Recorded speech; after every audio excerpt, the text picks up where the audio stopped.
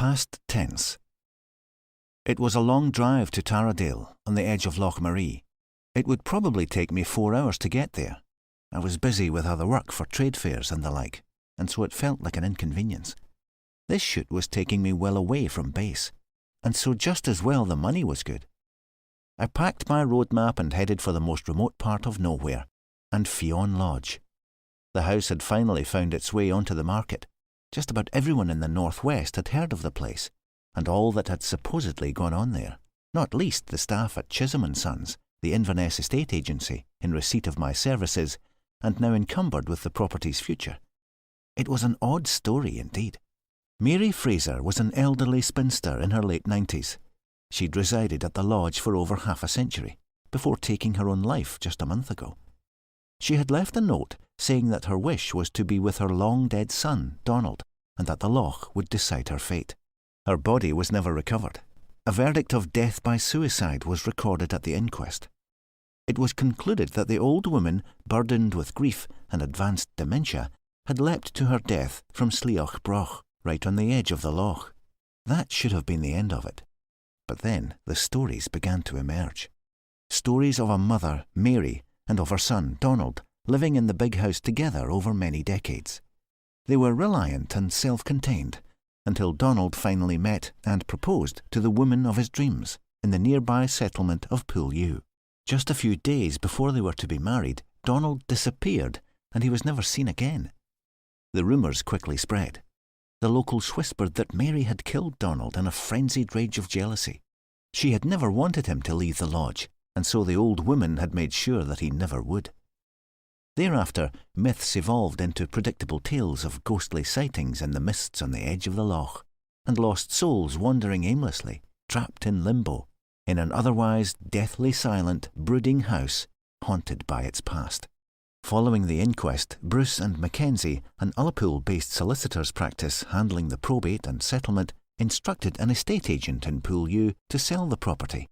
However, fueling rumour and speculation further still, the agent refused, stating that there was no market for Fionn Lodge, and that even if there was one, he would have no hand in its sale. Subsequently, Chisholm & Sons became involved, and, in turn, my services procured. But I had no interest in any of the ghostly stuff. My brief was simply to photograph colour and black and white exterior shots of the lodge, and the sooner it was done, the better, as far as I cared.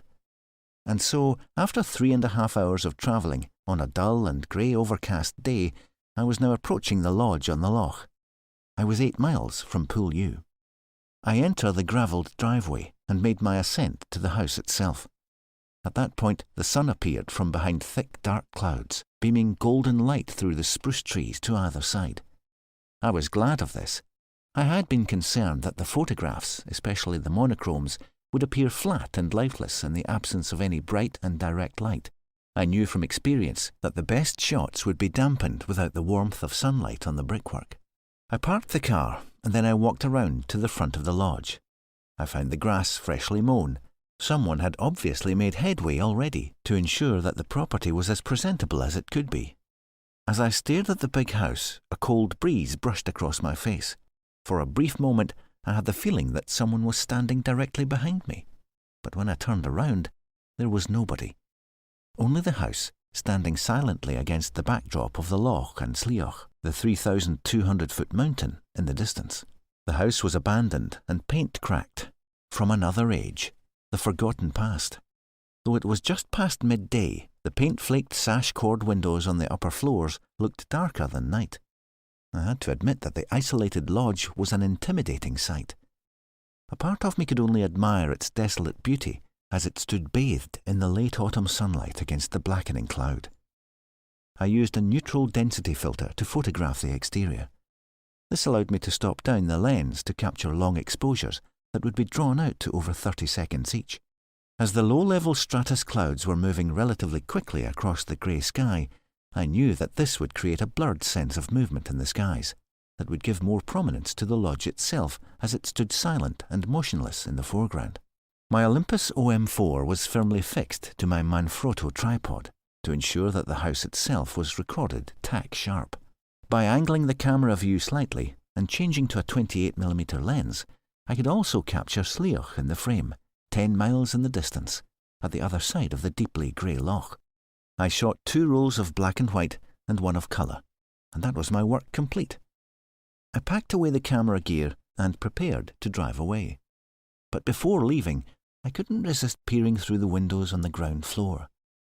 Inside, the rooms were sparse and unfurnished, dim and void of life or character.